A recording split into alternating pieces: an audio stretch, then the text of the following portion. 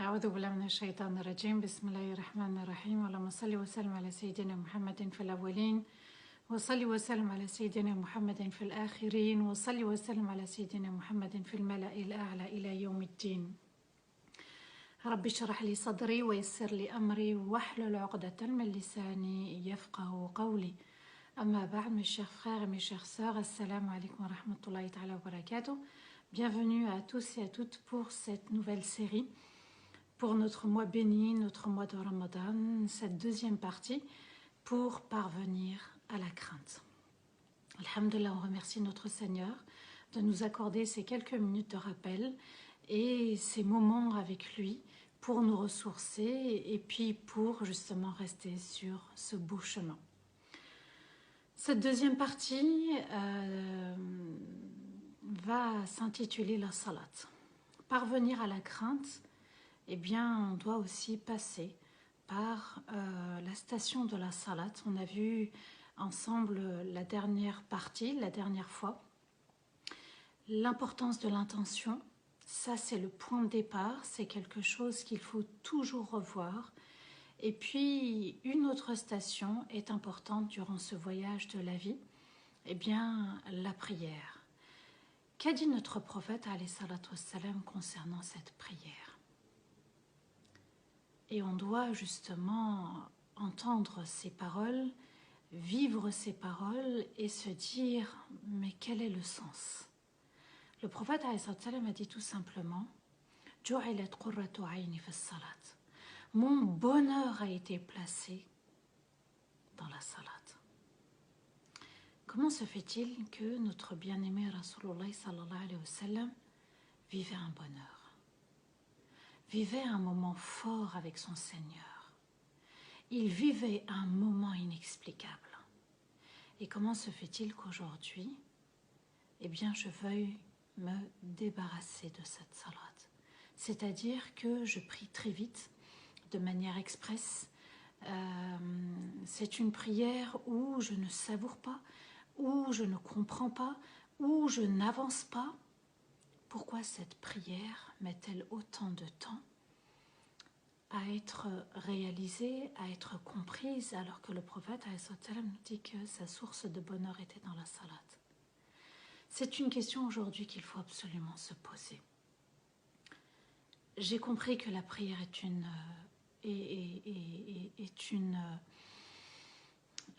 source de bonheur. Et aujourd'hui, qu'est-ce que j'en fais? À mon avis, à moi, quelle serait la solution pour parvenir à ce bonheur? Quelle est la solution pour vivre cette salat avec bonheur? Et dans un autre hadith, le prophète alayhi salatu wassalam nous enseigne as-salatu nur, la prière est une lumière. Elle illumine mon cœur, elle illumine mon chemin, elle illumine ma vie, elle illumine mon être. Avec la lumière, on n'est jamais perdu. Donc, ce moment fort de la salat, c'est un moment que j'apprécie. C'est un moment que je vis, que je revis. C'est un moment avec mon Seigneur. Et d'ailleurs, la salat obligatoire, la prière obligatoire, va être décrétée dans les cieux. Va être décrété où? Dans les cieux, à un endroit bien précis, auprès d'Allah. Ce moment de Al-Isra ou Al-Mi'raj, le voyage nocturne, son but était de légiférer la salat. Et Allah va légiférer cette prière auprès de lui. Il est Ar-Rahman, d'un amour extrême. Quand il aime d'un amour extrême. Comme pour nous dire, quand tu viens auprès de moi dans la salat, tu te ressources de mon amour. Et c'est mon amour qui t'apportera le bonheur dans ta vie. Ce moment avec Allah, ce voyage avec Allah, c'est uniquement pour vivre la rahmat d'Allah dans la salat. Sa douceur, sa bonté, son amour extrême, sa douceur, sa pitié, subhanallah. Et il est bienveillant envers nous et il prend soin de chacun de nous. Il nous dit, viens. C'est un moment fort, c'est un moment intense, C'est un moment de bienveillance, c'est comme ça qu'il faut le comprendre. Dans cette prière, je dois absolument rester sincère. Ça signifie quoi être sincère? Dans la salat, avec la salat, pour la salat, c'est j'accomplis cette prière avec un objectif, satisfaire Allah. Quand on va à la salat, parfois on ne sait même pas pourquoi on prie. On prie parce que c'est l'heure, allez, il y a un corps qui va bouger et au final, subhanallah, on peut se perdre en chemin. Donc pour parvenir à la crainte, je renouvelle mon intention pour chaque salat, pour chaque départ de salat, et je mets l'intention que c'est mon rendez-vous à moi avec mon Seigneur. Et je mets tout de côté et j'oublie tout. C'est mon moment à moi. C'est moi d'abord avec Allah. C'est un moment très riche, c'est un moment doux, c'est un moment très fort qui nous dit « Va à la recherche de l'amour de ton Seigneur.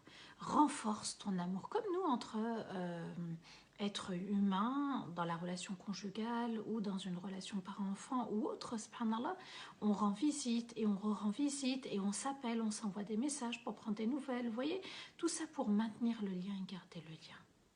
Eh bien, la salat, c'est pour maintenir le lien et garder le lien avec Allah. Qui, en dehors d'Allah, prend soin de moi? Depuis que j'existe dans cet univers jusqu'à la fin, c'est uniquement Allah qui m'accompagne à chaque instant.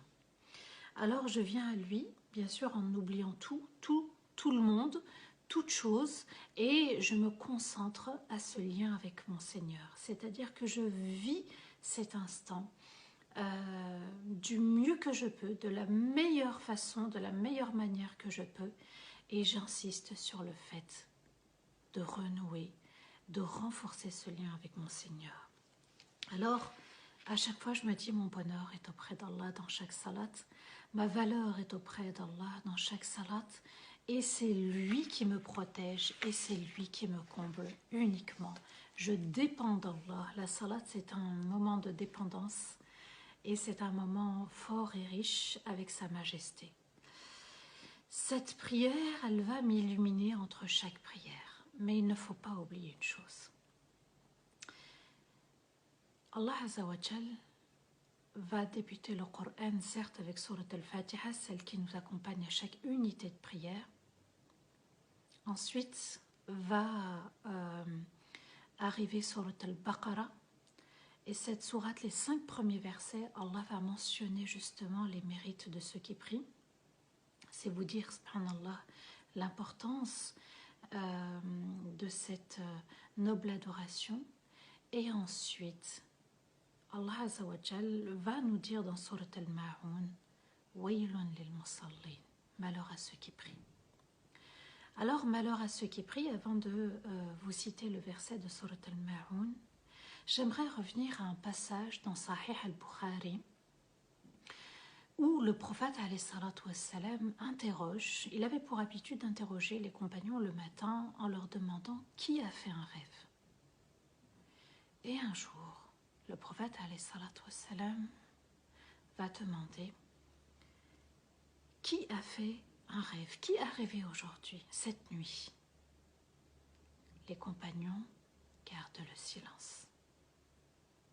Et le prophète alayhi salatu wassalam enchaîne avec un événement. Et il dit, j'ai vu cette nuit un homme qui dormait et au-dessus de lui un ange immense. Il tenait un immense rocher dans ses mains. Et l'a jeté sur le crâne de cet homme. Et ensuite, Allah a recréé son crâne, sa tête. Et une seconde fois et une troisième fois, l'ange prend le rocher et le jette, fracasse le crâne de cet homme. Le prophète alayhi salatu wassalam est choqué. Subhanallah, ya Jibril, qui est cet homme? Jibril garde le silence et il lui dit avance.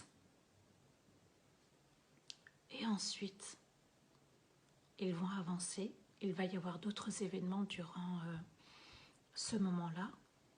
Et le prophète, alayhi salatu wassalam, arrête Jibril et lui dit Subhanallah, ya Jibril, qui est cet homme?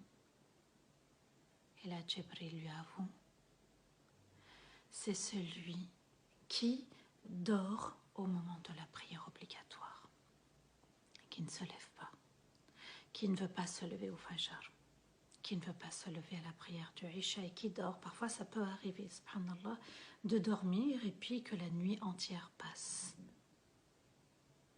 C'est celui qui ne se soucie pas de la prière, de se lever. Ça peut arriver un accident. C'est arrivé d'ailleurs au prophète un jour, et on retrouve cette histoire dans Riyad al-Salihin, le jardin des pieux. Et c'est arrivé, subhanallah, et le prophète a demandé à Bilal ibn Rabah de faire l'adhan. C'était déjà le shuruq, le soleil s'est levé. Nous sommes ici dans cette situation où Jibril alayhi salam enseigne au prophète sallallahu alayhi wa sallam qu'il y en a qui ne se soucient pas de la salat. Et d'ailleurs, dans Surat al-Ma'un, Allah nous dit فَوَيْلٌ لِلْمُصَلِّينَ الَّذِينَ هُمْ عَنْ صَلَاتِهِمْ سَاهُونَ. Malheur, malheur à ceux qui prient, lesquels? الَّذِينَ هُمْ فِي صَلَاتِهِمْ سَاهُونَ. Ceux qui négligent leur prière. Ils négligent le temps de la prière et ils négligent aussi le fond de la prière. Les piliers, la concentration, la manière de s'habiller, les ablutions, il y en a qui négligent beaucoup de choses. Fawailun lil musallin. Alors malheur à ceux qui prient. Donc vous voyez, subhanallah, qui est concerné par ce verset? Ceux qui prient. Donc prier n'est pas acquis, ça n'est pas juste un corps qui bouge, c'est une âme qui se soucie de son Seigneur. C'est une âme qui sait qu'elle va rendre des comptes, elle est connectée à l'au-delà. C'est une âme qui a compris que pour parvenir à la crainte, il fallait exceller dans la salat, exceller dans les ablutions, exceller dans la manière de prier, exceller dans le fond et dans la forme de la salat. La prière est un moyen de se rapprocher d'Allah, c'est un moyen d'aimer encore plus Allah, c'est un moyen de vivre un amour particulier avec Allah. Ça n'est pas un moyen pour se débarrasser.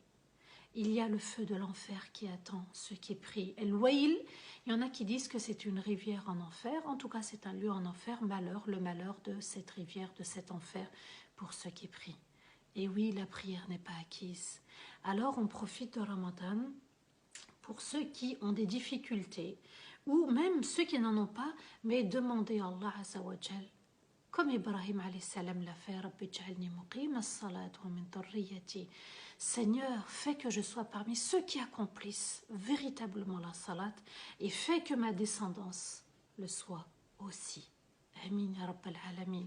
Donc vous voyez que Ibrahim, le père des croyants, eh bien lui-même avait invoqué Allah que cette prière soit un moyen de se rapprocher et de garder cette prière et de vivre cette prière et que sa descendance puisse continuer à transmettre cette prière et à vivre cette prière. Vous voyez que parvenir à la crainte d'Allah, c'est encore des efforts à faire, c'est encore du chemin pour chacun de nous, c'est encore aussi notre objectif parce que rien n'est acquis.